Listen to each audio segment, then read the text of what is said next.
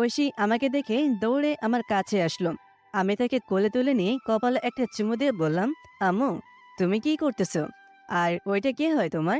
ঐশী আমার গলা জড়িয়ে ধরে বলল, আমি আমার নানু ভাইয়ের সাথে গাছে পানি দিতেছি। আর ওইটা আমার নানু ভাই হয়। তোমার মামনি বাসায় আছে? ঐশী মাথা নেড়ে হ্যাঁ সম্মতি দিল।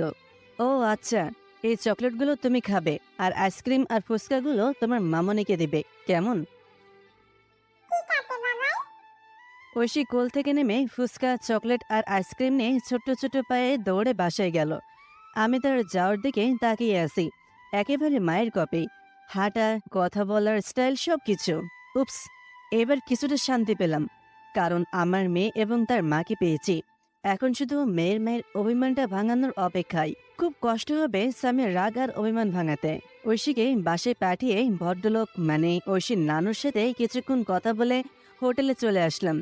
গোসল করে জোহরের নামাজ পড়ে রেস্টুরেন্টে লাঞ্চ করতে গেলাম।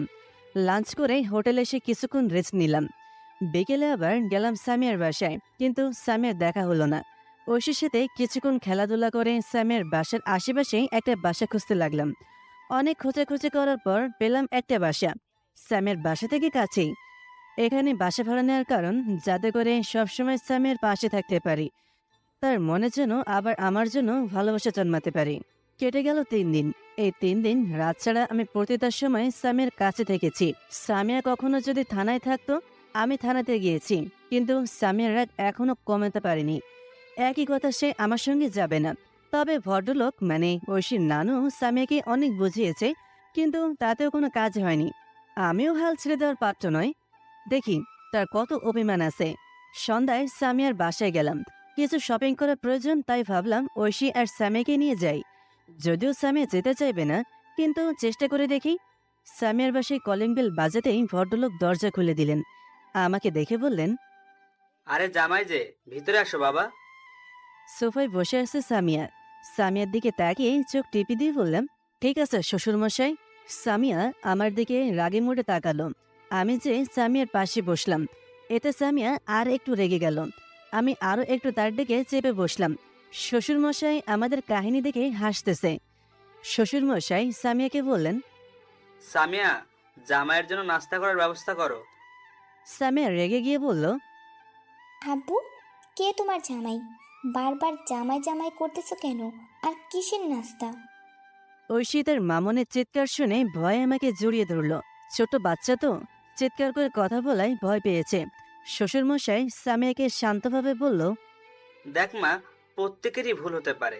একটা সংসারে ভুল বোঝাবুঝিটা স্বাভাবিক ব্যাপার, হতেই পারে। কিন্তু এর অর্থ এই নয় যে সংসার ছেড়ে, প্রিয় মানুষগুলোকে ছেড়ে একা একাই থাকতে হবে। সে তো তার ভুল বুঝতে পেরেছে। এখন তুই যদি তাকে মাপ না করে নতুন করে আবার শুরু না করিস, তাহলে তো তোর মেয়ের ভবিষ্যৎটাও কি হবে ভেবে দেখেছিস? সে ঠিকমতো পাবে না মায়ের আদর, যত্ন, ভালোবাসা, আর পাবে না বাবার আদর, যত্ন, ভালোবাসা। অথচ একটা সন্তান বড় হতে হলে মা, বাবা উভয়ের আদর যত্ন সমানভাবে পাওয়া দরকার। সুতরাং বলি কি, এমন সিদ্ধান্ত নিস না যেটার ফলে তোদের ভবিষ্যৎটা অন্ধকার হবে। এখন এইসব কথা না বলে জামাইকে নাস্তা দে। শ্বশুরমশাইয়ের কথায় সামিয়া আমার দিকে তাকিয়ে বসা থেকে উঠে বিরক্তের সুরে বলল, আসুন, যত সব। আমি আর কিছু না বলে ঐশীকে নিয়ে ডাইনিং টেবিলে গেলাম। চেয়ারে বসতেই সামিয়া প্লেটে মিষ্টি, আপেল, কেক আরও কিছু দিল। আমি প্লেট থেকে আপেলের ছোট্ট অংশ হাতে নিয়ে ঐশীকে খাইয়ে দিলাম। এরপর সামিয়াকে বললাম, বাবু, খেয়েছো? সামিয়া মুখটা ঘুরিয়ে বলল, আমার জন্য কাউকে চিন্তা করতে হবে না। আপনি আপনার কাজ করুন। ঐশীকে পাশের চেয়ারে বসিয়ে দিয়ে সামিয়ার হাত ধরে এক টান দিয়ে আমার কোলে বসিয়ে এক হাত দিয়ে ওকে আটকে রেখে বললাম, তো এতটা কেন? যেটা প্রশ্ন করেছি সেটা সোজাসুজি উত্তর দেবে। সামিয়া আমার কোল থেকে ওঠার জন্য চেষ্টা করছে, বাট পারতেছে না। ঐশী তার মামনিকে আমার কোলে দেখে হাততালি দিতে দিতে বলল,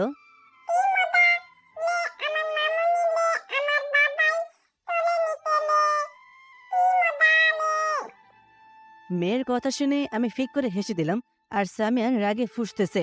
প্লেট থেকে একটা মিষ্টি আমার মুখে নিলাম।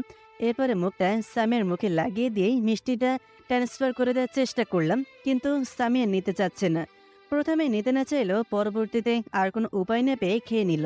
একটা আপেলের টুকরো হাতে নিয়ে বললাম, এটাও আগের নিয়মে খাইয়ে দিতে হবে নাকি নিজের চেয়ে খাবে? সামিয়া একরাশ বিরক্তি নিয়ে আমার হাত থেকে আপেলের টুকরোটা নিয়ে খাওয়া শুরু করলো। আমি মুচকি হেসে মনে মনে বললাম, কেবল তো শুরু জানো। নাস্তা শেষ করে সামিয়াকে বললাম, রেডি হও, শপিং মলে যাব। সামিয়া অবাক হয়ে বলল, আমি কেন আপনার সঙ্গে যাব? যাবে কিনা তাই বলো। সামিয়া কিছু বলার আগেই ঐশী বলল, চলো না মামুনি, আজকে বাবাইয়ের সাথে শপিং মলে যাব। আমি যাব না। কেন যাবে না? ঐশী তো যেতে চাচ্ছে, তাকে নিয়ে চলো। ঐশী সামিয়ার হাত ধরে নাড়াতে নাড়াতে বলল। চলো না মামুনি।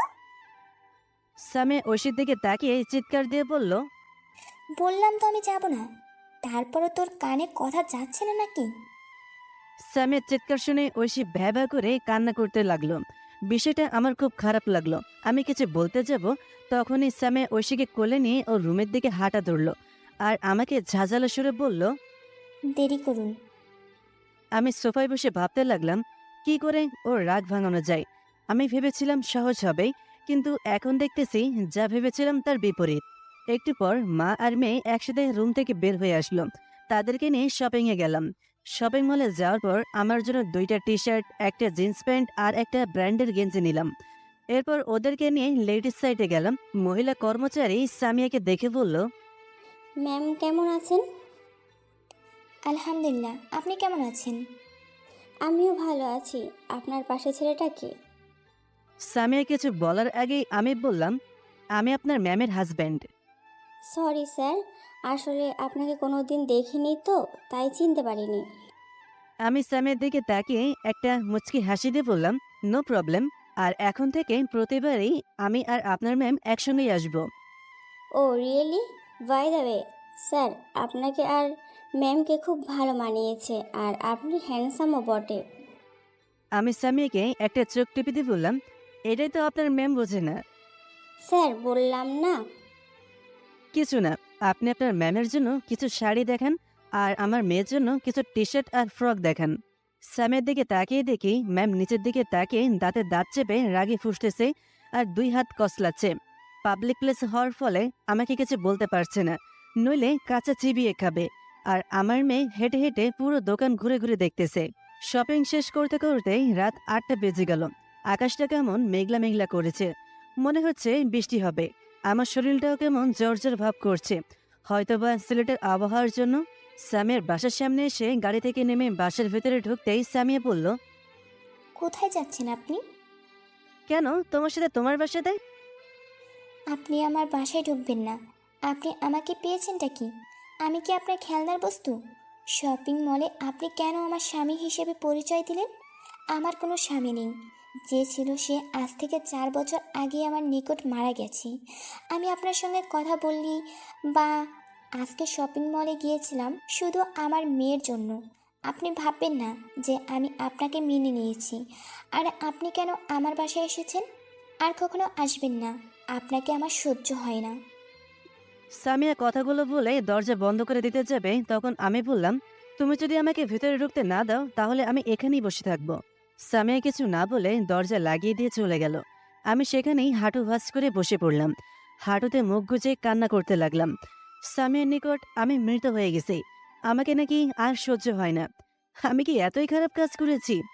সামিয়া, তুমিও তো আমার মতন ভুল করেছিলে। আমি তো তোমাকে এত কষ্ট দেয়নি, তোমাকে তো বুকে জড়িয়ে নিয়েছিলাম, কিন্তু তুমি কেন আমাকে এত কষ্ট দিচ্ছ? মনের আকাশে মেঘ জমেছে, তেমনি বাইরের আকাশের বুকেও আজ বেশ মেঘ জমেছে। হয়তোবা এখনই এইগুলোকে পৃথিবীর বুকে ঢেলে দিবে। বসে থাকতে থাকতে ঝমঝম করে বৃষ্টি পড়তে শুরু করলো। কেন যেন বৃষ্টিতে ভিজতে মন চাচ্ছে। যদি বৃষ্টির পানির সাথে মনের মেঘগুলো ঝরে পড়ে। গার্ডেন থাকা দোলনায় বসে পড়লাম। আমার যে বৃষ্টির পানিতে অ্যালার্জি আছে সেটা তৎক্ষণাৎ ভুলে গেলাম। বৃষ্টির পানিতে ভিজতেছি আর স্যামের সাথে কাটানো মুহূর্তগুলো মনে করতেছি। এরপরে আর কি হলো মনে নেই। সামিয়া দরজা লাগিয়ে দিয়ে ঐশীকে নিয়ে রুমে আসলো। ঐশীকে ফ্রেশ করে দিয়ে ঘুম পাড়িয়ে দিল। এরপর বেডে বসে ভাবতে লাগলো শাহিদের সঙ্গে যা যা ঘটেছে সবকিছু। কিছুক্ষণ পর বৃষ্টি শুরু হয়ে গেল। হঠাৎ সামিয়ার মনে পড়ে গেল শাহিদের বলা কথাটা যে আমি এখানেই বসে থাকবো। সামিয়া দৌড়েই বাসা থেকে বের হয়ে আসলো, কারণ সামিয়া জানে শাহিদ বৃষ্টিতে ভিজতে পছন্দ করে আর বৃষ্টির পানিতে আমার অ্যালার্জি আছে। দরজা খুলে আমাকে দেখে আমি আশেপাশে কোথাও নেই। সামিয়ার চিন্তা বাড়তে লাগলো। রাতে কিছু দেখতেও পাচ্ছে না। আনমনে সে চারিদিকে শাহিদকে খুঁজতে লাগলো। গার্ডেনের লাইটে দেখে দোলনায় কে যেন শুয়ে আছে আর কাঁপতেছে। সামিয়া দৌড়ে দোলনার কাছে যে দেখে এটা তার শাহিদ। কপালে হাত দিয়ে দেখে তার জ্বর আসার কারণে শরীর তাপে পড়ে যাচ্ছে। সামিয়া কি করবে তা ভেবে পাচ্ছে না। কোনো কিছু না ভেবে আমাকে দোলনা থেকে ওঠাই কোনো রকম ভাবে তার রুমে নিয়ে আসে। টাওয়াল দিয়ে তার শরীরটা মুছে দিল। আর হ্যাঁ, শপিং করার সময় আমি যেগুলো নিয়েছিলাম সেগুলো সামিয়ার ব্যাগেই আছে। এরপরে ডিম লাইট জ্বালিয়ে সামিয়ার ব্যাগ থেকে আমার প্যান্ট আর টি শার্ট নিয়ে চেঞ্জ করে দেয়। আমাকে চেঞ্জ করে দিয়ে সেও চেঞ্জ হতে যায়। এরপরেই তার বাবার রুম থেকে মেডিসিন নিয়ে এসে সাহেবকে খাইয়ে দিল। ওয়াশরুম থেকে এক জগ পানি আর একটা রুমাল নেই বেডে বসলো। আমার মাথাটা কোলে নেই রুমাল ভেজে জলপটে দিতে লাগলো। বেশ কিছুক্ষণ পর আমার জ্বরটা কমে গেল। সামিয়া আমার মুখের দিকে তাকিয়ে দেখতেছে আর বিড়বিড় করে বলতেছে, এখন কতই না নিষ্পাপ লাগতেছে। আর জেগে থাকলে মনে হয় আমাকে জ্বালানো ছাড়া আর কাজ নেই। এই পাগলটা কি কিছুই বুঝে না নাকি? কত ভালোবাসি তাকে, কিন্তু আমার জীবনে যে ভালোবাসা সইবে না। কিছুক্ষণ চুপ থেকে একটা দীর্ঘ নিঃশ্বাস ফেলে আবার মাথায় হাত বুলিয়ে দিতে দিতে বলতে লাগলো, চেহারা কি করে ফেলেছি? কেন এখন কেউ যত্ন নেওয়ার জন্য নেই নাকি? আমার কাছে আবার এসেছিস কেন? আমি নাকি পাপী? তাহলে আমার কাছে এসেছিস কেন? যা, অন্য মেয়ের কাছে যা, পবিত্র মেয়ের কাছে যা। আমার কাছে আসছিস কেন? কিছুক্ষণ চুপ করে থেকে আমার কপালে একটা চুমু দিতে যাবে, হঠাৎ করে ঘুমটা ভেঙে গেল। এতক্ষণে ঘুমেছিলাম নাকি তা বলতে পারবো না, কিন্তু এখন কারো কথা শুনতে পারছি। চোখ এখনো বন্ধ করে আছি। মাথার নিচে নরম কিছু অনুভব করলাম। মিটমিট করে চোখ খুলে দেখি আমি সামিয়ার কোলে মাথা দিয়ে শুয়ে আছি, আর সামিয়া আমার দিকে এক দৃষ্টিতে তাকিয়ে আছে। ডিম লাইটের আলোতে সামিয়াকে স্পষ্ট দেখা যাচ্ছে। ভাবতে লাগলাম, আমি এখানে কেন? আমি তো পানিতে ভিজতেছিলাম। হঠাৎ সামিয়া তার মুখ আমার কাছে নিয়ে আসলো। যেই কিস করে দিবে তখনই আমি নড়ে উঠলাম। সামিয়া লজ্জা পেয়ে তার মাথাটা অন্যদিকে ঘোরাতে যাবে, তখন আমি হাত দিয়ে সামিয়ার মাথা আমার দিকে ঘুরিয়ে কাছে নিয়ে এসে চার ঠোঁট এক করে দিলাম। সামিয়া শুধু ছাড়ানোর চেষ্টা করে যাচ্ছে। একটু পরে শান্ত হয়ে গেল, কিন্তু কোনো রেসপন্স দিচ্ছে না। আমিও ছেড়ে দিলাম, কেননা আমি চাই না জোর করে অধিকার আদায় করতে। আমি সামিয়াকে বললাম, সামিয়া, তুমি আমাকে এত কষ্ট দিচ্ছ কেন? আমাকে কি মাফ করা যায় না? আমি কেন আপনাকে কষ্ট দিতে যাব? আর মাফ তো আমি অনেক আগেই আপনাকে করেছি। তাহলে আমাকে বারবার দূরে সরিয়ে দিচ্ছ কেন? সামিয়া চুপ করে আছে। আমি বললাম, আমাকে ভালো নাই বাসলে কেন আমাকে বৃষ্টির পানি থেকে এখানে নিয়ে আসলে? কেন আমার সেবা করলে? সামিয়া বেড থেকে নেমে যেয়ে বলল, অনেক রাত হয়েছে, ঘুমিয়ে পড়ুন, নইলে শরীর খারাপ করবে। আমার কথার উত্তর দেওয়া আগে। প্রশ্নের উত্তরগুলো না হয় অজানাই থাক নাকি? আমি কিছু না বলে সামিয়ার মুখের দিকে তাকালাম। সামিয়ার রুম থেকে বের হওয়ার জন্য দরজার কাছে যেতেই আমি বললাম, কোথায় যাচ্ছ? আপনি এখানে ঘুমিয়ে পড়ুন, আমি অন্য রুমে যাচ্ছি। এখানে থাকলে কি সমস্যা?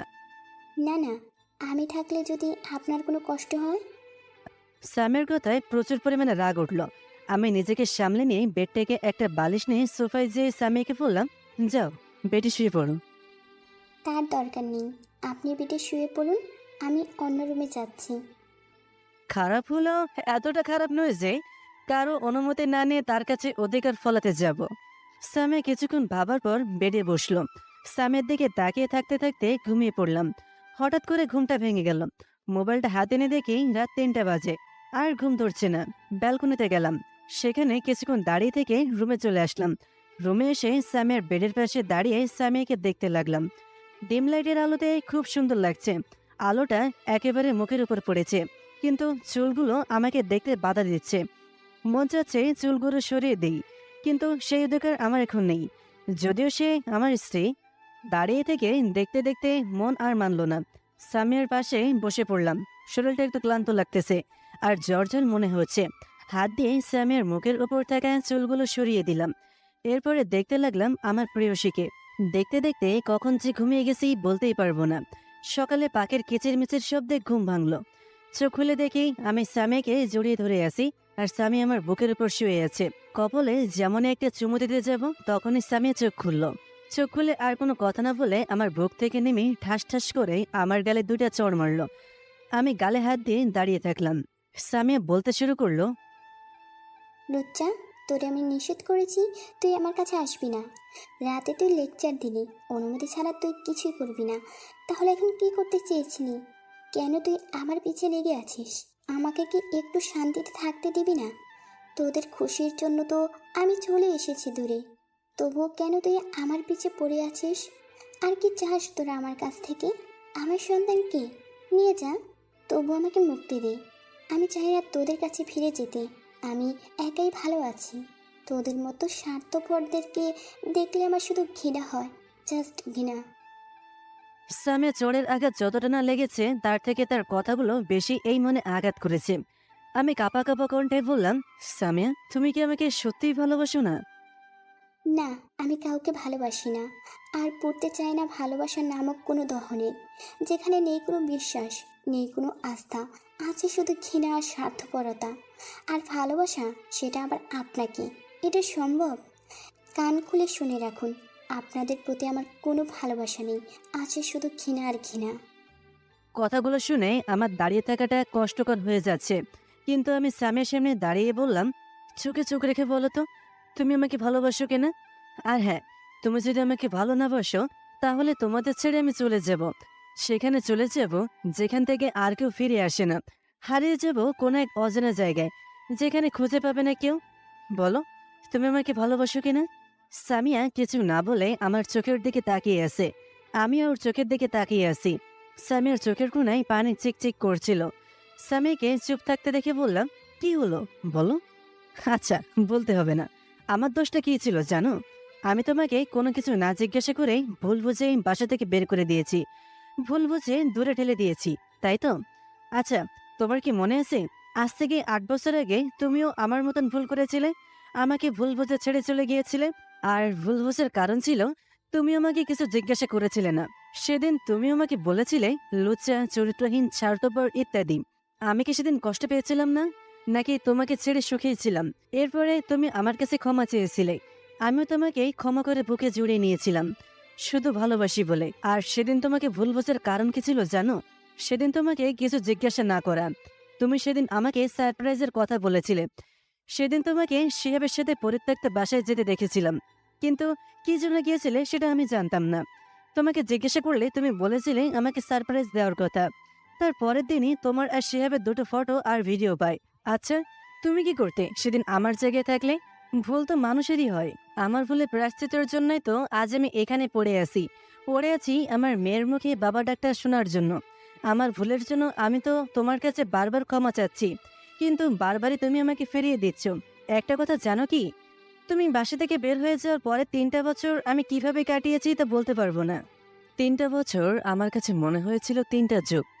আজ থেকে 1 বছর আগে শিহাবের কাছে তোমার ব্যাপারে সত্যটা জানার পর থেকে আমি ঠিক মতন ঘুমাতে পারতাম না, ঠিক মতন খাওয়া দাওয়া করতাম না, শুধু তোমার কথা ভেবে। মনে পড়তো তোমার একটা কথাই, শাহিদ, তুমি আমাকে সবসময় খাইয়ে দিবে তো? তোমাকে ছাড়া আমার ভালো লাগে না। তোমাকে দিনে খুঁজতাম, আর রাতে তোমার ছবি বুকে জড়িয়ে ধরে কান্না করতাম। কোলবালিশকে তোমায় ভেবে জড়িয়ে ধরে কথা বলতাম। রুম থেকে বের হতাম না, কারণ রুমে তোমার কিছু স্মৃতি ছিল, সেগুলো আঁকড়ে ধরে বসে থাকতাম। বাবা মা বিয়ের কথাও বলেছিল, কিন্তু আমি তোমার জায়গা অন্য কাউকে বসাতে পারবো না বলে বিয়ে করিনি। চোখের পানি মুছে একটা দীর্ঘশ্বাস ফেলে আবার বললাম, এখন আমাকে তোমার প্রয়োজন নেই। ঠিক আছে, আমি চলে যাচ্ছি, ভালো থেকো, আর আসবো না তোমাকে বিরক্ত করতে। কথাগুলো বলে যেমনই পিছনে ঘুরতে যাব, তখনই সামিয়া আমাকে জড়িয়ে ধরে কান্না করতে লাগলো। আমি মাথায় হাত বুলিয়ে দিতে দিতে বলতে লাগলাম, কি হয়েছে, কান্না করছে কেন? আমি তো চলে যাচ্ছি, আর বিরক্ত করবো না।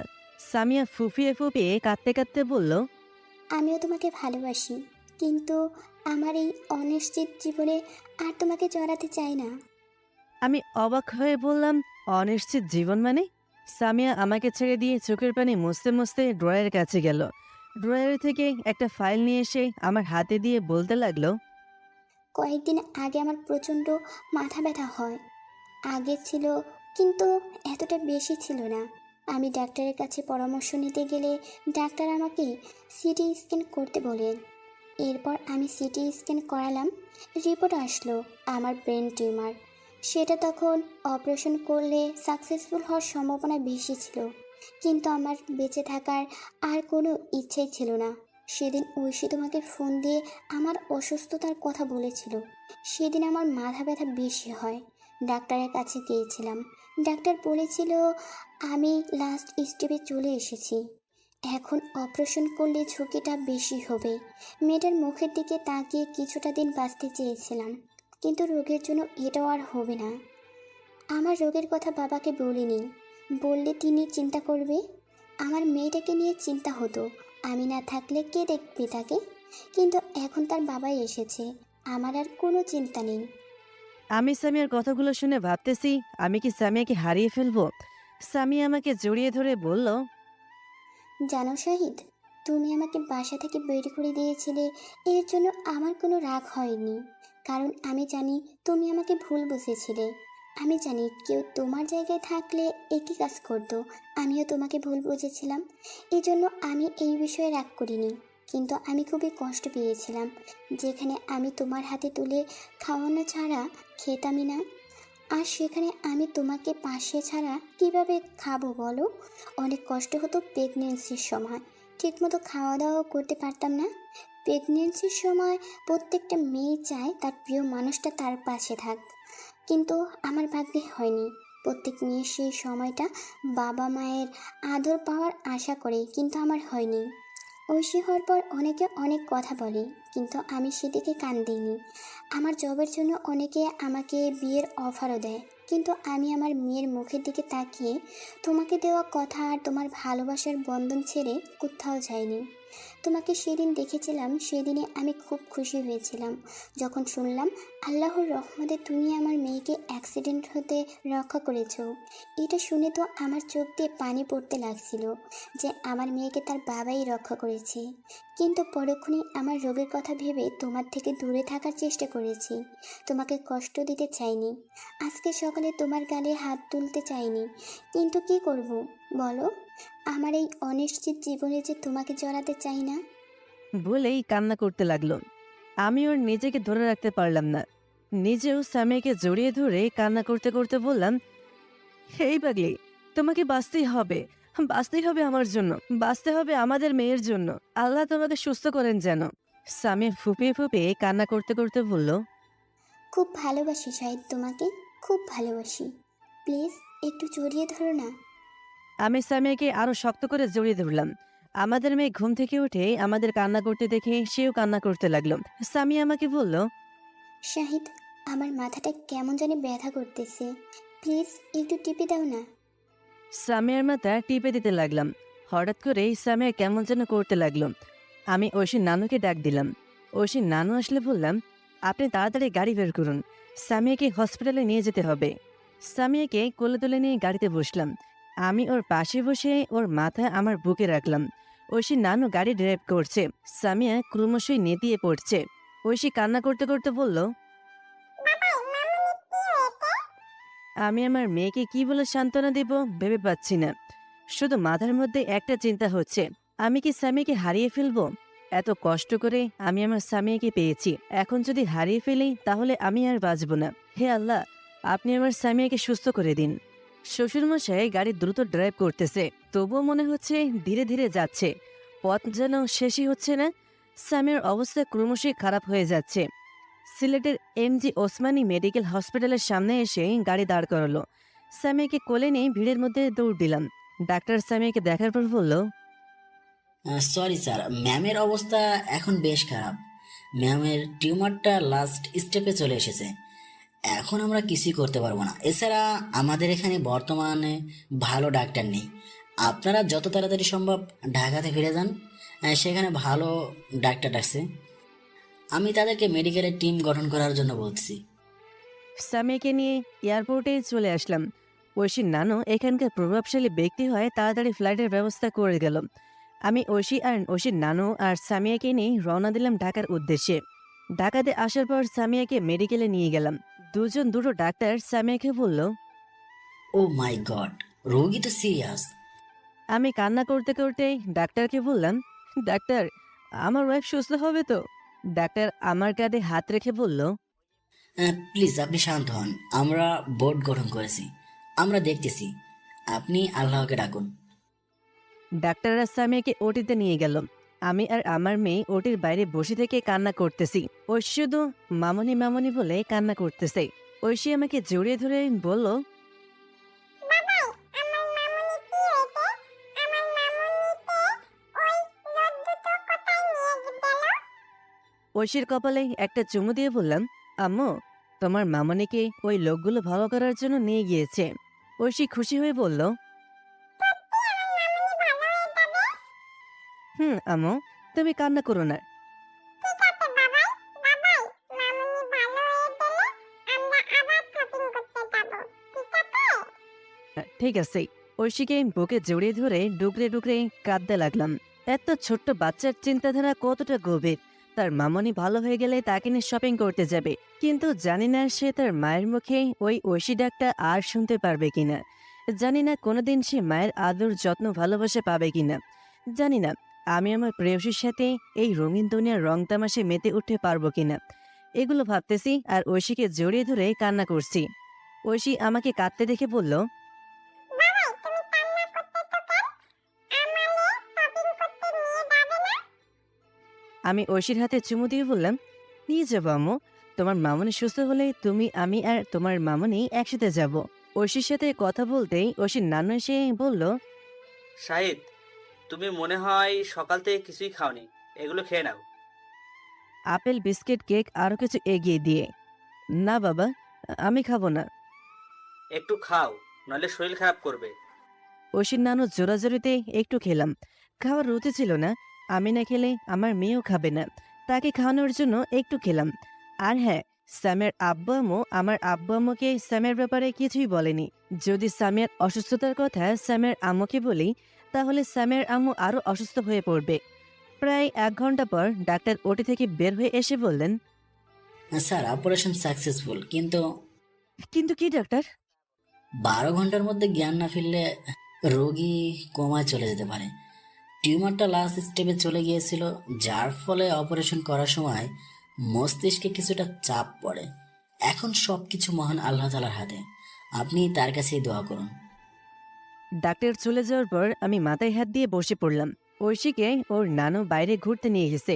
স্যামের কথাগুলো আমার মনে পড়তেছে। সে আমাকে এখনো আগের মতোই ভালোবাসে, কিন্তু তার অনিশ্চিত জীবনে আমাকে জড়াতে চায়নি বলে আমাকে ইগনোর করে গেছে। আমার ভালোবাসার জন্য সে আমার জায়গাতেই কাউকে বসাতে পারেনি। তাকে ছাড়া আমি কিভাবে বাকিটা জীবন পার করব? হে আল্লাহ, আপনি শুধু আমার সামিয়াকে ক্ষমা করে দেন। দীর্ঘ 12 ঘন্টা ওটের দরজার সামনে বসে থেকে কাটিয়ে দিলাম। এখনো সামিয়ার জ্ঞান ফেরেনি। মনের মধ্যেই ভয় হচ্ছে, সামিয়াকে কি আর ফিরে পাবো না? মাথা হেলে কান্না করছি। পাশেই ঐশী আর তার নানু বসে আছে।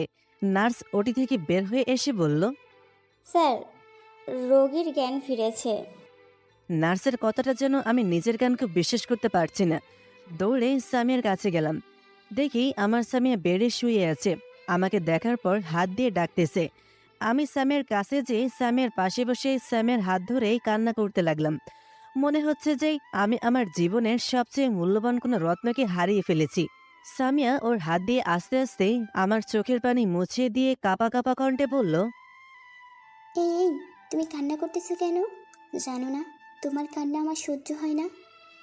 আমি সামিয়ার কপালে চুমু দিয়ে বললাম, কলিজা, তোমাকে ছাড়া আমি কি করে থাকবো বলো? মনে হচ্ছিল আমার নিঃশ্বাস বন্ধ হয়ে যাবে। কলিজা, তোমাকে ছাড়া আমি বাঁচবো না। প্লিজ আমাকে মাফ করে দাও। সামিয়া আমার মাথার পেছনে নিজের হাত দিয়ে টেনে কপালে একটা চুমু দিয়ে বলল, আমিও তোমাকে ছাড়া বাঁচব না। জানো, আমাকে অপারেশন করানোর আগে আমি শুধু তোমাকে দেখতে চাওয়ার কথাই বলেছিলাম, কিন্তু শয়তান ডাক্তাররা আমার কথা শুনিনি। আচ্ছা, আমাদের মেয়ে কোথায়? মেয়ে আর মেয়ের নানু বাইরে বসে আছে, তুমি থাকো, আমি নিয়ে আসছি। বাইরে থেকে ঐশীকে ভেতরে নিয়ে আসলাম। সাথে ঐশীর নানুও আছে। ঐশী তার মামনিকে দেখে জড়িয়ে ধরতে চাইলে আমি আটকিয়ে বললাম, আম্মু, তোমার মামনি এখন অসুস্থ মা, এখন জড়িয়ে ধরা হবে না, কোলে ওঠা হবে না, বুঝেছো? হ্যাঁ বাবাই, বুঝেছি। ঐশী ওর মায়ের মাথার কাছে বসে পড়ল। সামিয়া ঐশীকে তার কাছে টেনে নিয়ে বলল, আম্মু তুমি সকালে খেয়েছো? হ্যাঁ মামুনি বাবাইয়ের সাথে খেয়েছি। জানো মামুনি, বাবাই তোমার জন্য অনেক কান্না করেছে। সামিয়া ঐশীর কথা শুনে আমার দিকে তাকিয়ে বলল, তাই? হ্যাঁ তা বলতে তোমার মামুনি ভালো হয়ে গেলে আমারে আর তোমারে নিয়ে শপিং করতে যাবে। মেয়ের কথা শুনে মেয়ের মা ফিক করে হেসে দিল। অপরদিকে ঐশীর নানু হেসে দিল।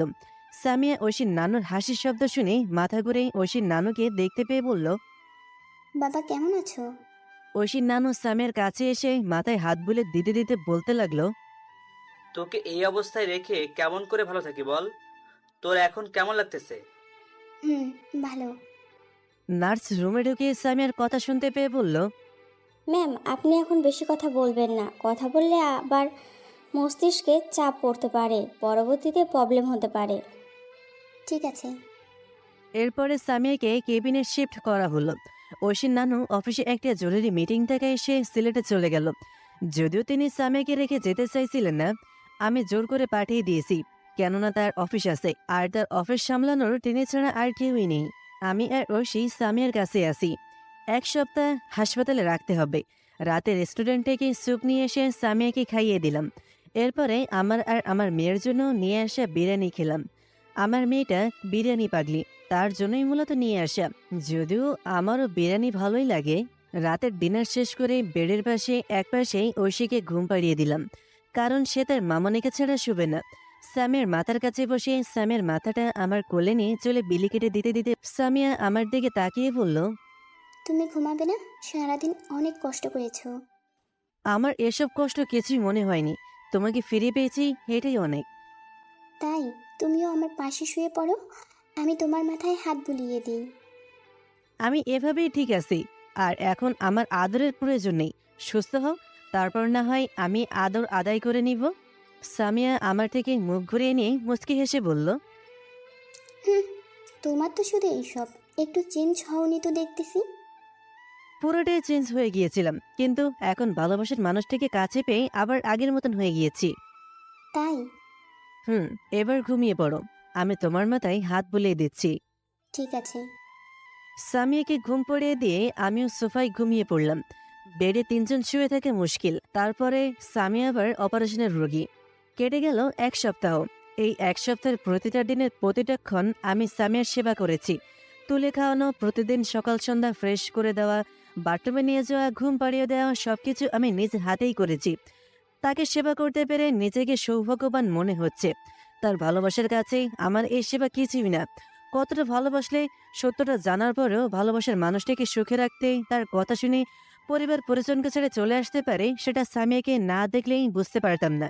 ঐশীকে ফ্রেশ করে দেওয়া, খাইয়ে দেওয়া, ঘুম পাড়িয়ে দেওয়া আমিই করছি। ঐশীর নানু নার্স রাখতে চেয়েছিলেন, কিন্তু আমি নিষেধ করে দিই।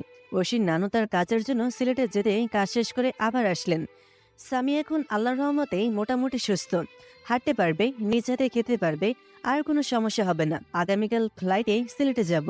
হাসপাতালের বিল পেমেন্ট করতে যে শুনলাম ঐশীর নানু আগেই বিল পেমেন্ট করেছেন। আসলে লোকটা খুব ভালো। সামিয়ার কাছ থেকে শুনেছি একটা অ্যাক্সিডেন্টে তিনি তার পরিবারকে হারিয়েছেন। এরপর থেকে তিনি তার কোম্পানির থেকে যত কিছু আয় হয় সবকিছুই এতিমখানায় আর গরিবদেরকে দান করে দেন। এতিমদের জন্য তিনি একটা স্কুল খুলেছেন, যেটা তিনি নিজে টাকা দিয়ে পরিচালনা করেন। হাসপাতাল থেকে এয়ারপোর্টে আসলাম। ফ্লাইটে ওঠার কিছুক্ষণ পরেই ফ্লাইট আকাশের বুকে উড়াল দিল। আমি আর সামিয়া পাশাপাশি সিটে বসে আছি। ঐশী তার নানুর কোলে বসে আছে। ঐশীকে খুশি দেখে নানুর কোলে বসে থেকে হাততালি দিচ্ছে আর বলতেছে, কি মজা, আমরা পাঠিয়েছিলে আকাশে উঠতেছিলে। ঐশীর হাততালি আর কথা শুনে ফ্লাইটের সকল যাত্রীর নজর ঐশীর দিকে। সামিয়া আমার দিকে তাকিয়ে বলল, তোমার মেয়ে একেবারে তোমার মতোই হয়েছে। আমি মুচকি হেসে বললাম, দেখতেই হবে, মেয়েটি কার? কার আবার? আমার? শুধুই কি তোমার? সামিয়া আমার কাঁধে মাথা রেখে বলল। আমার আর আমার এই পাগল বটটার। কথা বলতে বলতে ফ্লাইট সিলেটে এসে ল্যান্ড করলো। ফ্লাইট থেকে নেমে শ্বশুরবাড়িতে আসলাম। রাতের ডিনার করে আমি আর সামিয়ার রুমে বসে আছি। আমার মেয়ে এসে বলল, মামুনি, আজকে আমি নানু ভাইয়ের সাথে থাকবো। ঐশীর কথা শুনে সামিয়া আমার মুখের দিকে হা করে তাকিয়ে থাকলো, কারণ ঐশী কোনো রাতেই সামিয়াকে ছাড়া থাকেনি আর থাকতেও চায় না। আমি ঐশীকে বললাম, ঠিক আছে মা, যাও, আর ভালোভাবে থাকবে, ভালোভাবে ঘুমাবে, কেমন? ঠিক আছে বাবাই। ঐশী রুম থেকে বের হয়ে যেতেই আমি সামিয়াকে বললাম, ঐশীর কথা শুনে এভাবে হা করে থাকার কারণ কি? আমার মেয়ে কোনোদিন আমাকে ছাড়া থাকেনি, কিন্তু আজকে কি হলো ওর? আমি মুচকি হেসে বললাম, আমাদের মেয়ে মোটেও চায় না তার বাবা আর মামনে যেন একে একে কিছু টাইম অতিবাহিত করে। সামিয়া লজ্জামাকে হাসি দিয়ে বলল। হুম, তোমার শুধু দুষ্টুমি। সামিয়াকে নিয়ে ঘুমিয়ে পড়লাম। পরের দিন সকালে ঘুম থেকে উঠে নাস্তা করে ঐশী আর সামিয়াকে শপিং মলে নিয়ে এলাম। শপিং শেষ করে কিছুক্ষণ ঘোরাঘুরি করে বাসায় চলে আসলাম। পরের দিন সামিয়া থানাতে গেলাম। সেখানে সামিয়া রিজন লেটার জমা দিয়ে আসলাম, কারণ আমি আর চাই না সামিয়া জব করুক। ঘোরাফেরা করার মাধ্যমে কেটে গেল আরও 1 সপ্তাহ। সকালে ঘুম থেকে উঠে নামাজ পড়ে সামিয়াকে বললাম, বাসায় যাবে কবে? আর কয়েকটা দিন থাকি এখানে, বাবাকে ছেড়ে যেতে মন চাইছে না। তোমার আম্মু খুবই অসুস্থ, তাছাড়া শ্বশুর আব্বুকে না হয় আমাদের বাসায় নিয়ে যাই। সামিয়া কিছুক্ষণ ভেবে বলল, ঠিক আছে, চলো বাবাকে বলে আসি। চলো। ঐশীর নানুর রুমে গেলাম, দেখি তিনি বসিতে গিয়ে ফাইল চেক করতেছেন। আমাদের দেখে ঐশীর নানু বলল, কি হয়েছে মা তোমাদের? আব্বু, আমি সামিয়াকে নিয়ে যেতে চাচ্ছি। আমার কথা শুনে ঐশীর নানু কিছুটা চমকে উঠল আর চেহারাটা কেমন যেন হয়ে গেল। হয়তোবা সামিকে যেতে দিতে তার মন চাচ্ছে না, তবুও ঠোঁটের কোণে এক চিলতে হাসি ফুটিয়ে বলল, তোমরা কখন যাবে? আমরা একাই যাব না, আপনাকেও নিয়ে যাব। আমি যেতে পারবো না বাবা, আমার অফিসের কাজ আছে। না আব্বু, তোমাকে ছাড়া আমরা যাব না। মা, বোঝার চেষ্টা কর, কালকে অফিসে একটা জরুরি মিটিং আছে, আর তোরা যা, আমি কাজ শেষ করে যেয়ে তোদের দেখে আসবো। ঠিক আছে তাহলে। সকালে নাস্তা করে আমি, সামিয়া আর ঐশী রুম থেকে বের হলাম। ঐশীর নানুর গাড়ি বাইরে অপেক্ষা করতেছে, আমাদের নামিয়ে দিয়ে আসবে। বাসা থেকে বের হওয়ার সময় ঐশীর নানু আমার হাত ধরে বলল, বাবা, আমি জানি সামিয়া আমার জন্ম দেওয়া সন্তান নয়, কিন্তু এই 4 বছর তাকে নিজের সন্তানের মতোই দেখেছি। কখনো তাকে না খাইয়ে আমি নিজে খাইতাম না। এই 4 বছরে তাকে কখনো কষ্ট পেতে দেয়নি। আমি জানি সামিয়া আমার কাছে সারা জীবন থাকবে না। তার মা বাবা, স্বামী, সংসার আছে, আমি তাকে বাধাও দিব না। বলেই কান্না করতে লাগলো। হয়তো সামিকে ছেড়ে দিতে তার মন চাইছে না। চোখের পানি মুছে আবার বলতে লাগলো, আমার মেয়ে তোমাকে খুব ভালোবাসে। আমার কথা ভেবে প্রতি রাতেই কান্না করতো। বাবা, তোমার কাছে আমার একটাই অনুরোধ, তুমি আমার মেয়েকে কষ্ট দিও না, কখনো আর ছেড়ে দিও না। আমি ওনাকে জড়িয়ে ধরে বললাম, আমি কখনো আপনার মেয়েকে কষ্ট দেব না বাবা, আপনাকে কথা দিলাম। সামিয়ার বাবা সামিয়ার মাথায় হাত বুলিয়ে দিতে দিতে বলল, মারে, কান্না করতেছিস কেন? কান্না করিস না মা, সেখানে তোর মা, বাবা, শ্বশুর, শাশুড়ি সবাই আছে, তারাও তো তোর জন্য অপেক্ষা করতেছে। তোমাকে ছেড়ে কি করে থাকবো বলো? ঐশীর নানুর সামিয়ার চোখের পানি মুছে দিয়ে বলল, পাগলি মেয়ে, আমি তোকে মাঝে মাঝেই দেখতে যাব, কেমন? কান্না করিস না। যাই হোক, বাসা থেকে বের হয়ে বাইরে আসলাম। বাইরে এসে দেখি রেড কালারের একটা নিউ গাড়ি দাঁড় করানো। আমি কিছু বলার আগেই ঐশীর নানু আমার হাতে চাবি ধরিয়ে দিয়ে বলল, বাবা, তোমাকে আমার মেয়ের জামাই হিসেবে কিছুই দিতে পারিনি, তাই তোমার জন্যে আমি এই গাড়িটা কিনেছি। প্লিজ বাবা, তুমি এটা নাও। বাবা, আমার তো গাড়ি আছে, আপনি কেন এটা কিনতে গেলেন? আমি কোনো কথা শুনতে চাই না, তুমি নিবে এটাই চূড়ান্ত। ঠিক আছে। গাড়ির কাছে আসতেই বললেন, তুমি ড্রাইভ করবে নাকি ড্রাইভার নিবে? আমি গাড়ি ড্রাইভ করব, ড্রাইভার লাগবে না। ঠিক আছে। আর নানু ভাই, এখানে এসে তো। ঐশী সামিয়ার কোল থেকে নেমে তার নানুর কাছে গেল। ঐশীর নানু ব্যাগ থেকে একটা নেকলেসের প্যাক বের করে ঐশীর সামনে হাঁটু করে বসে ঐশীর গলায় নেকলেসটি পরিয়ে দিয়ে বললেন, বাহ, আমার নানু ভাইকে তো প্রিন্সেসের মতো লাগতেছে। ঐশী তার নানুর কথা শুনে ফিক করে হেসে দিয়ে আমার কাছে আসলো। সামিয়া তার বাবাকে বলল, এত কিছু করার কি প্রয়োজন ছিল বলো? ঐশীর নানু একটু রেগে গিয়ে বলল, এসব আমি কার জন্য করতেছি? আমার মেয়ে আর মেয়ের জামাইয়ের জন্যই তো। তাদেরকে দিব না তো কাকে দিব? ঐশীর নানুর কাছ থেকে বিদায় নিয়ে গাড়িতে উঠলাম। তিনি গাড়ির কাছে এসে সামিয়াকে বলল, মা, তুই পৌঁছে আমার কাছে ফোন করিস, আর এই বুড়ো বাবাটাকে যেন ভুলে যাস না, মাঝে মাঝেই আসবি কিন্তু। ঠিক আছে বাবা, আসবো। আর তুমিও মাঝে মাঝে যাবে। আচ্ছা নানু ভাইয়া, ভালোভাবে যাবে কেমন? আচ্ছা নানু ভাই। নানু ভাইকে বিদায় দাও। আসসালামু আলাইকুম নানু ভাই। আচ্ছা যাও। গাড়ি স্টার্ট দিয়ে রওনা দিলাম রাজশাহীর উদ্দেশ্যে। কিছু দূর যাওয়ার পর লুকিং গ্লাসের দিকে তাকিয়ে দেখি ঐশী নানু এখনো আমাদের যাওয়ার দিকে তাকিয়ে আছে। মানুষ এত তাড়াতাড়ি একটা মানুষকে আপন করে নিতে পারে, এটা হয়তো ওনাকে না দেখলে বুঝতে পারতাম না। গাড়ি চলছে হাইওয়েতে, আমি ড্রাইভ করছি, সামিয়া আমার পাশের সিটে বসে আছে আর ঐশী সামিয়ার কোলে। আমি মোবাইলটা পকেট থেকে বের করে আম্মুর কাছে ফোন দিলাম। একবার রিং হতেই আম্মু রিসিভ করলো। আমি সালাম দিয়ে বললাম, আম্মু কেমন আছো? আম্মু সালামের উত্তর দিয়ে বলল, তোকে ছাড়া আর কেমন থাকবো বল? তুই কবে বাসায় আসবি? আজকেই যাচ্ছি। কি সত্যি? আর সামিয়ার আব্বু আম্মু কোথায় আছে? নগাঁও আছে কেন? ওনাদের ফোন করে এখনই আমাদের বাসায় আসতে বলল। আম্মু অবাক হয়ে বলল, কেন? একটা সারপ্রাইজ আছে, তুমি ওনাদের ফোন করে তাড়াতাড়ি আসতে বলো। আচ্ছা ঠিক আছে বাবা। আম্মুর সাথে কথা বলে ফোন রাখতেই ঐশী বলল, বাবাই আমরা তোমায় ডাকছি শপিং মলে। না আম্মু, তোমার দাদুর বাড়িতে যাচ্ছি। মামুনি দাদু কি? ঐশীর প্রশ্ন শুনে আমি হাসতে লাগলাম। সামিয়া আমার হাসি দেখে বলল, এই তুমি হাসতেছো কেন? আমার মেয়ের কথা শুনে। মেয়ে কি কোনোদিন দাদুকে দেখেছে, নাকি দাদুর নাম কোনোদিন শুনেছে? তাহলে বুঝবে কি করে দাদু কি? আমি সামনের দিকে তাকিয়ে দেখলাম মেয়ে তার দাদুকে দেখেনি, শুধু তার মায়ের জন্য। সে যদি আমাকে ছেড়ে না আসতো তাহলে অবশ্যই দেখতে পেত। ঐশী ওর মায়ের মুখ নিচের দিকে ঘুরিয়ে বলল, মামুনি বলো না দাদু কি? আমার বাবা তোমার কি হয়? নানু ভাইয়া। তেমনি তোমার বাবা এর বাবা তোমার দাদু হয়, বুঝেছো? ঐশী চকলেট মুখে দিতে দিতে বলল। বুঝেছি। ঐশী এর কিছু না বলে চকলেট খাওয়াতেই মনোনিবেশ করলো। আমি ড্রাইভ করতে লাগলাম। দীর্ঘক্ষণ ড্রাইভ করে এসে পৌঁছালাম বরেন্দ্র অঞ্চল রাজশাহীতে। রাজশাহীতে পৌঁছাতেই সন্ধ্যা হয়ে গেল। গাড়ি নিয়ে শপিং মলে গেলাম, কারণ সামিয়া আর ঐশী কোনো ড্রেস আনা হয়নি। আর হ্যাঁ, ঐশী ঘুমিয়ে গেছে, এখনো ঘুমিয়ে আছে। শপিং শেষ করে গাড়ি নিয়ে বাসায় আসলাম। গাড়ি পার করে ঐশীকে ঘুম থেকে জাগিয়ে তুলে কোলে নিলাম, আর সামিয়া মেকআপটা ভালোভাবে পরে নিল। সামিয়া বোরকা পরেছিল। কলিং বেল বাজাতেই আম্মু দরজা খুলে দিল। আমার কোলে বাচ্চা দেখে তো অবাক হয়ে গেল, আর সবচেয়ে বেশি অবাক হলো আমার পাশে থাকা বোরকা পরা মেয়েটাকে দেখে। আম্মু আমাকে বলল, শাহিদ, কি এরা? আমি আম্মুকে বললাম, ভেতরে চলো। ভেতরে যে দেখি সামিয়ার আব্বু আম্মু, আমার আব্বু, সাফিয়া আর তেশা সোফায় বসে আছে। আমাকে দেখে সাফিয়া মুচকি হাসলো, যেটার মানে কেউ বুঝতে না পারলেও আমি বুঝতে পেরেছি। সাফিয়ার কারণ হলো কাজ হয়ে গেছে। আব্বু আমার পাশে বোরকা পরা মেয়ে আর কোলে বাচ্চা দেখে বলল, শাহিদ, এরা কে?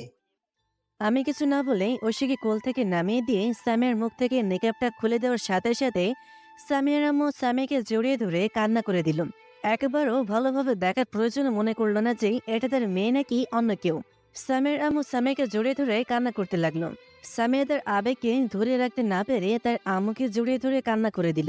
তাদের এটা কষ্টের কান্না নয়, এটা তাদের সুখের কান্না। একজন তার মেয়েকে খুঁজে পাওয়ার জন্য কান্না করছে, অন্যজন তার আপনজনকে পেয়ে কান্না করছে। সামিয়ার আম্মু সামিয়াকে বলল, মা তুই আমাদেরকে মাফ করে দে, বিনা কারণে তোকে বাসা থেকে বের করে দিয়েছি। তোমাদের কারো উপর আমার রাগ অভিমান নেই, আমি সবাইকে ক্ষমা করে দিয়েছি। সামিয়া তার মাকে ছেড়ে দিয়ে তার আব্বুকে জড়িয়ে ধরে কান্না করতে লাগলো। সামিয়ার আব্বু ও তার মেয়েকে পেয়ে কান্না করতে লাগলো। সামিয়ার আব্বু বলল, মা আমি জানি আমরা তোকে কষ্ট দিয়েছি, বাসা থেকে বের করে দিয়েছি। তুই যদি আমাদের মাফ না করিস তাহলে আমরা চিরকাল তোর কাছে পাপী হয়ে থাকব। আব্বু, আমি সবাইকে মাফ করে দিয়েছি। তাছাড়া তোমার জায়গায় যে কেউ হলে একই কাজ করতো। সামিয়া আমার আব্বু আম্মুর কাছে গেল, তারাও সামিয়ার কাছে ক্ষমা চাইল। ঐশী ততক্ষণ আমার কাছেই ছিল। সামিয়ার কাছে যেয়ে বলল, মামুনি এই নোট দুলা দে।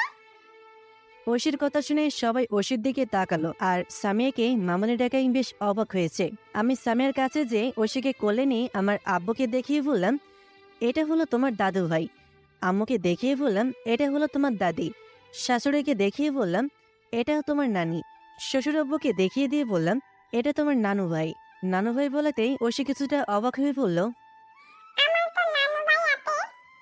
এটাও তোমার নানু ভাই। এখন থেকেই এই নানু ভাই তোমাকে চকলেট কিনে দিবে। আচ্ছা। এরপরে ঐশীকে সাফিয়াকে দেখিয়ে দিয়ে বললাম, এটা তোমার আন্টি ও আন্টির নাম কি? সাফিয়া। আব্বু আমাকে বলল।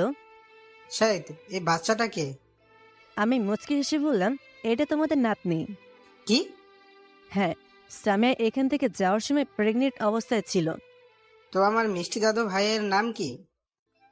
আমার নাম ইকমাত বাহান ঐতি। ঐশীর বলা নাম শুনে সবাই হাসতে লাগলো। সামিয়া আর সাফিয়া তেশার সাথে কথা বলতে লাগলো। এরপর সাফিয়া আর তেশা সামিয়াকে সাফিয়ার রুমে নিয়ে গেল ফ্রেশ হওয়ার জন্য। আমি আমার দুই আম্মুর সাথে কথা বলতে লাগলাম, আর ঐশী তার নানু আর দাদুর সাথে কথা বলছে। একটু পরে আম্মু ডিনার করার জন্য ডাইনিং টেবিলে যেয়ে বলল, সবাই একসাথে ডাইনিং টেবিলে বসলাম। আজকে খুব মজা লাগতেছে। আজ থেকে 4 বছর পর সবাই একসাথে বসে খাওয়া দাওয়া করতেছি। যদিও 4 বছর আগে একসাথে বসে খাওয়া দাওয়া করেছি, কিন্তু তখন একটা চেয়ার শুধু ফাঁকা ছিল, আর সেটা হলো আমার মেয়ের চেয়ার। আমি আম্মুর পাশে বসেছি, সামিয়া সামিয়ার আম্মুর পাশে, ঐশীদের আন্টির কাছে। ডিনার শেষ করে বাসার সকল মেম্বার সোফায় বসে আড্ডা দিতে লাগলাম। সামিয়া সব সময় তার আম্মুর কাছে আছে, আর থাকবেই না বা কেন। আজ থেকে 4 বছর পর মাকে কাছে পেয়েছে, সবাইকেই পেয়েছে, কিন্তু মায়ের প্রতি ভালোবাসার একটা আলাদা রকম টান আছে। আম্মু সামিয়াকে বলল। সামিয়া মা, তুই এতদিন কোথায় ছিলি? এরপরে সামিয়ার বাসা থেকে বের হওয়ার থেকে শুরু করে ঐশীর জন্মগ্রহণ করা, তারপরে আমার সাথে দেখা হওয়া, ব্রেন টিউমার হওয়ার সবকিছু বলল। সামিয়ার ব্রেন টিউমার হওয়ার কথা শুনেই সামিয়ার আম্মু কান্না করতে লাগলো। মেয়ের অসুস্থ হওয়ার খবর তিনি মেনে নিতে পারতেছেন না। সামিয়া তার আম্মুকে সান্ত্বনা দিতে শুরু করলো। কিছুক্ষণ পর তিনি শান্ত হলেন। আরো কিছু আড্ডা দিলাম। মনে হচ্ছে এই গল্প শেষ হতেই যাচ্ছে না। আমি আর সামিয়া রুমে আসার জন্য উঠে দাঁড়ালাম। বাসায় আসার পর আমি আর সামিয়া এখনো রুমে যাইনি। ঐশী সাফিয়া আর তেশিতার সাথে রুমে নিয়ে গেছে। রুমের দরজা খুলে ভেতরে ঢুকলাম। সামিয়াও আমার পিছে পিছে আসতেছে। রুমে লাইট জ্বালিয়ে দিলাম। লাইট জ্বালিয়ে দেওয়ার পর সামিয়া যখন বেডের দিকে তাকালো, তখন সে কিছুটা অবাক হয়ে গেল। সে তার চোখে বিশ্বাস করতে পারতেছে না। সে কি দেখতেছে? বেডটা ফুল দিয়ে সাজানো হয়েছে, আর নানা রকম বেলুন দিয়ে উপর টাঙিয়ে দেওয়া হয়েছে। এক কথায় বাসর ঘরের মতোই। আমাকে বলল, এসব কখনো করলি? সেটা তো তোমার না জানলেও চলবে। সামিয়াকে কিছু না বলে হাত ধরে টেনে ব্যালকনিতে নিয়ে আসলাম। ব্যালকনিতে একটা ছোট্ট টেবিলে বার্থডে কেক রাখা আছে, আর ছোট্ট সাইজের একটা ছোট্ট মোমবাতি জ্বালিয়ে দেওয়া। সামিয়া সেগুলো মুগ্ধ নয়নে দেখতেছে। আমি তার সামনে হাঁটু গেড়ে বসে একগুচ্ছ গোলাপ ফুল তার দিকে এগিয়ে দিয়ে বললাম, সামিয়া, তোমাকে আমি না বুঝে অনেক কষ্ট দিয়েছি প্রিয়জনদের ভালোবাসার অধিকার থেকে বঞ্চিত করে। তবু তুমি আমাকে নিঃস্বার্থভাবে ভালোবেসে গেছো। জানি তোমার ভালোবাসার কাছেই আমার ভালোবাসাটা নগণ্যতম। সামিয়া, তুমি কি আমাকে ক্ষমা করে দিবে কি? সেই সুযোগ একবার বুকের ভেতরে ছোট্ট কুঠিরে তোমাকে রাখবে। কথা দিচ্ছি, আর কখনো ছেড়ে যাব না। ভুলিয়ে দিব বিগত দিনের সব দুঃখ আমার ভালোবাসার বিনিময়ে। পাড়ি দিব আমাদের ভালোবাসার মাধ্যমে চলার পথে সমস্ত বাধাকে। গড়ব নতুন করেই দুজনের ভালোবাসা দিয়ে একটা তাজমহল, যেখানে থাকবে না কোনো সন্দেহ, থাকবে না কোনো ভুল বোঝাবুঝির স্থান, থাকবে শুধু তোমার আমার সুখের সংসারে নতুন দিনের পথ চলার সন্ধান। কথাগুলো বলেই সামিয়ার দিকে অশ্রু ভেজা নয়নে তাকিয়ে থাকলাম। সামিয়ার চোখ দিয়ে পানি পড়তেছে। আমার হাত থেকে ফুলগুলো নিয়ে টেবিলের একপাশে রেখে আমাকে শক্ত করে জড়িয়ে ধরে কান্না করতে লাগলো। আমি বললাম, এই পাগলি, কান্না করছো কেন? সামিয়া ডুকরে ডুকরে কান্না করতে করতে বলল, ছেড়ে যাবে না তো কখনো? বাঁচবো না শাহিদ, সত্যি আমি তোমাকে ছাড়া বাঁচবো না। আমি চোখের পানি দিয়ে মুছে কপালে একটা চুমু দিয়ে বললাম, ছেড়ে যাওয়ার জন্য তো এতদিন অপেক্ষা করে থাকিনি। জীবনের শেষ মুহূর্ত পর্যন্ত তোমাকে আমার বুকের এই ছোট্ট কুঠিরে রাখবো, যাতে একটা মাছিও তোমাকে স্পর্শ করতে না পারে। সামিয়া কান্না করেই যাচ্ছে। আমি বললাম, এই পাগলি, সারা রাত শুধু কান্না করবে? কেক কখন কাটবে? সামিয়া হুম বলে কেক কাটতে যাবে, তখনই পেছন থেকে কে যেন বলল, happy birthday Tutu, happy birthday Tutu মামনি। সামিয়া আর আমি পেছন দিকে ঘুরে দেখি ঐশী, সাফিয়া আর তেশা দাঁড়িয়ে আছে। ওরা তিনজন সামিয়ার কাছে আসলো। এরপরে সামিয়া কেক কেটে প্রথমে আমাকে, তারপরে ঐশীকে, তারপর সাফিয়া আর তেশাকে খাইয়ে দিল। ব্যালকনিতে সবাই মিলে কিছুক্ষণ আড্ডা দিয়ে রুমে আসলাম। রুমে আসার পর ঐশী সামিয়াকে বলল, মামুনি আজকে আমি আনলিমিটেডে থাকবো। ঠিক আছে মা, যাও। ঐশী যাওয়ার পর আমি দরজাটা ভালোভাবে লাগিয়ে দিয়ে রুমের লাইট অফ করে দিয়ে ডিম লাইট জ্বালিয়ে দিয়ে সামিয়ার কাছে এসে বললাম, আজকের দিনে তুমি আমার থেকে যা চাইবে তাই পাবে। সামিয়া ড্রেসিং টেবিলের সামনে বসে থেকে গলা থেকে নেকলেস খুলতে খুলতে বলল, আজ থেকে 4 বছর আগে তোমার বার্থডে আমি তোমার কাছ থেকে চেয়েছিলাম, আর আজ আমার বার্থডেতে তুমি আমার কাছ থেকে কি চাও বলো? আমি সামিয়ার ঘাড়ে থুতনি লাগিয়ে বললাম, আমি আরও একটা সন্তানের জনক হতে চাই। সামিয়া আমার কথা শুনে লজ্জা পেয়ে মাথা নিচু করে নীরবে বসে থাকলাম। নীরবতায় সম্মতির লক্ষণ ভেবে আমি আর সময় নষ্ট না করে সামিয়াকে কোলে নিয়ে বেডে শুয়ে দিলাম। এরপরে সংগঠিত হলো আমাদের লাইফের সেকেন্ড ফুলসজ্জার রাত। সকালে সামিয়াকে জড়িয়ে ধরে শুয়ে আছি। সামিয়া আমাকে বলল, এই উঠো, অনেক বেলা হয়েছে। আমি সামিয়ার চুলায় মুখ গুজে বললাম, আর একটুখানি থাকি না। বুড়ো হয়েছে তারপরেও ভীমরতি ফোরায়নি। কি? আমি বুড়ো হয়েছি? এখনো যদি বিয়ে করার জন্য পার্টি সার্কুলার ছেড়ে তাহলে মেয়ে লাইন ধরে যাবে। সামিয়াকে রাগানোর জন্য বললাম। ঠ্যাং ভেঙে দিব এসব চিন্তা ভাবনা করলে। ব্রেকফাস্ট করার সময় শ্বশুরমশাই বললেন, বাবা, আজকে তোমরা দুজন আমাদের সাথে আমাদের বাসায় থেকে বেড়ে এসো। আমি ভাবলাম অনেকদিন যাওয়া হয়নি, একটু ঘুরে আসি। তাছাড়া সামিয়া যায়নি। ঠিক আছে, যাব। বিকেলে সিলেটের শ্বশুরের গাড়ি নিয়ে বের হলাম নওগাঁতে, মানে সামিয়ার বাবার বাসায়। আমি আর সামিয়া এক গাড়িতেই, ঐশী তার নানা নানির সঙ্গে এক গাড়িতে উঠেছে। নওগাঁতে পৌঁছাতে রাত হয়ে গেল। সামিয়ার রুমে এসে ফ্রেশ হয়ে নাস্তা করতে গেলাম। তারপরে সামিয়াকে কোলে নিয়ে সাদে গেলাম। রাতে ডিনার করে ঘুমিয়ে পড়লাম। সকালে নাস্তা করে আমাদের বন্ধুদের সাথে দেখা করতে গেলাম। ইকবালের সাথে দেখা করে সাকিব আর রিয়াদের সঙ্গে দেখা করলাম। তাদেরকে নিয়ে কিছুক্ষণ ঘোরাঘুরি করে শ্বশুরের বাসায় আসলাম। শ্বশুরবাড়িতে 3 দিন থেকেই আবার রাজশাহীতে চলে আসলাম। 1 সপ্তাহ পর থেকে অফিসে জয়েন করলাম। ভালোই চলতেছে দিনগুলো। সিলেট থেকে ঘুরে এসেছি কয়েকবার। দেখতে দেখতে কেটে গেল 8 মাস। সামিয়া এখন প্রেগনেন্ট। পেটটা অনেক বড় হয়ে গেছে। দুপুরে অফিস থেকে বাসায় এসে রেস্ট নিচ্ছি। সামিয়াও আছে আমার পাশে। ঐশী রুমে এসে তার মামনিকে বলল, মামুনি তোমার পেট এত বড় কেন? মেয়ের কথা শুনে আমি হাসতে হাসতে বললাম, তোমার মামনির পেটে ভাই আছে, এই জন্য বড়। সত্যি আমার ভাইয়া আছে? আমার তাওফিক? তাওসিফ হলো সামিয়ার কাজিনের ছেলে। ভাইরাল হওয়ার মতন ভাইয়া আতে টানে সামিয়ার পেটে হাত দিয়ে। হ্যাঁ মা, তোমার ভাইয়া আছে এখানে। ঐশী সামিয়ার পেটের কাছে মুখ নিয়ে বলল, ভাইয়া তুমি তাড়াতাড়ি এসো, তোমার সাথে খেলা করব। তোমার জন্য আমি অনেকগুলো চকলেট রেখে দিব। আচ্ছা? বলে সামিয়ার পেটে চুমু দিল। মেয়ের এমন কাহিনী দেখে আমি আর সামিয়া হাসতে লাগলাম। আর হ্যাঁ, সামিয়াকে আর কোনো কাজ করতে দেই না, কারণ সামিয়া ঐশীর সময় অনেক কষ্ট পেয়েছে। এখন আর কষ্ট দিতে চায় না। রাতে ডিনার করে বেডে বসে সামিয়াকে বললাম, আমাদের কি বাবু হবে? আল্লাহ যেটা দিবে সেটাই হবে। বাট আল্লাহর কাছে চেয়েছো কি? ছেলে বেবি। আমিও চেয়েছি ছেলে বেবি। পরের দিন সকালে সামিয়াকে হসপিটালে নিয়ে যেয়ে চেক আপ করে নিয়ে আসলাম। অফিস সামলানো, পরিবারের সাথে সময় দিতে, বন্ধুদের সাথে আড্ডা দিতে, ঘোরাফেরা করতেই কেটে গেল 5 বছর। রুমে আমি আর সামিয়া বসে আছি। তাওহিদ বাইরে থেকে এসে বলল, বাবাই, অনেক দিন থেকে কোথাও ঘুরতে যাওয়া হয়নি। কোথাও ঘুরতে গেলে কেমন হয়? আপনার তো শুধু ঘোরাফেরা করা, লেখাপড়ার কোনো নামগন্ধই নেই। দেখো না বাবাই, মামুনি শুধু বকতেছে। সামিয়া তাওহিদের কথা শুনে বলল। আমি তাওহিদকে ভালোভাবে কোলে বসিয়ে নিয়ে সামিয়াকে বললাম, এই তুমি আমার প্রিন্সকে বকতেছো কেন? সামিয়া আমার দিকে চোখ গরম করে বলল, বকবো না তো কি করব? তোমার ছেলে কি ভালো? এর সঙ্গে মারামারি, ওর চকলেট কেড়ে খাওয়া, এসব শুধু। সামিয়ার কথা শেষ হতেই ঐশী রুমে এসে বলল, বাবাই জানো তাওহিদ কি করছে? কি করছে মামনি? তাওহিদ তাওহিদ দৌড়ে ঐশীর মুখ চেপে ধরে কিছু বলতে না দিয়ে ঐশীকে বলল, প্লিজ আপু, তুমি বাবাইকে কিছু বলো না। তাওহিদ তুমি কি করেছো, সত্যি করে বলো। তাওহিদ আমার ধমক খেয়ে ভ্যা করে কান্না করতে করতে বলল, আমি তিথির চকলেট কেড়ে খাইছি। হায় আল্লাহ, হেটের জন্য আমি এত বড় একটা বিচার সভার আয়োজন করলাম, তবুও কড়া গলায় বললাম, আর যেন কোনোদিন এসব না শুনি, ঠিক আছে? তাওহিদ কান্না করতে করতে বলল, ঠিক আছে বাবাই। সামিয়া, ঐশী আর তাওহিদকে ফ্রেশ করে দেওয়ার জন্য ওয়াশরুমে নিয়ে গেলাম। আর হ্যাঁ, তাওহিদ হলো আমার সামিয়ার ছেলে। বয়স 5 বছর, খুবই চঞ্চল প্রকৃতির। তার মাকে সবসময় জ্বালিয়ে খায়। আর তিথি হলো সাফিয়ার মেয়ে, বয়স 3 বছর। সাফিয়ার বিয়ে হয়েছে 4 বছর আগে। আর ঐশীর বয়স প্রায় 8 বছর। স্কুলে ভর্তি করিয়ে দিয়েছি, লেখাপড়ায় খুবই মনোযোগী।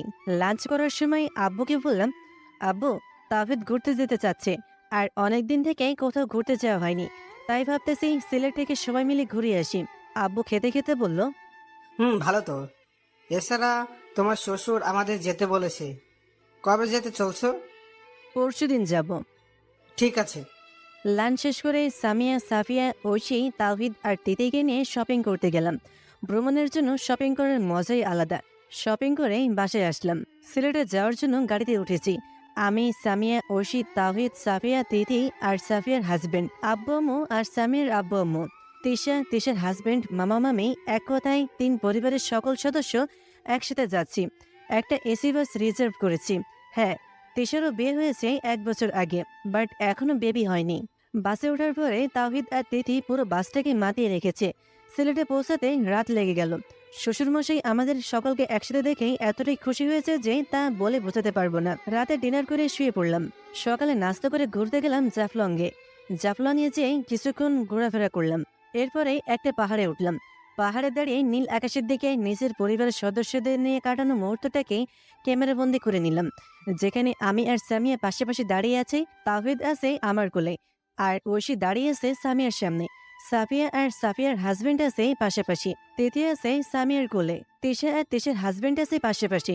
যেখানে তিশার বাবা মা আছে তাদের পেছনে, সামিয়ার বাবা মা আছে আমার আর সামিয়ার পেছনে, আর সকলের পেছনে দাঁড়িয়ে আছেন আমার শ্বশুর মশাই, যিনি আমাদের এই ভালোবাসার সংসার গঠনের মূল হিসেবে আছেন।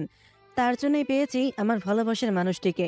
হয়তো এই ক্যামেরাবন্দি ফটোটা বুঝিয়ে দেবে মা বাবারা পেছন থেকে আমাদেরকে অনুপ্রেরণা দিচ্ছে আগামী দিনে সফলতাকে অর্জন করার জন্য। হয়তোবা এটাই আমাদের ভালোবাসার সুখের সংসারের স্মৃতি হিসেবে থাকবে অনন্তকাল ধরে, যা কোনোদিনও হারিয়ে যাওয়ার নয়, যেটা মনে করিয়ে দিবে আমাদের ভালোবাসার কথা।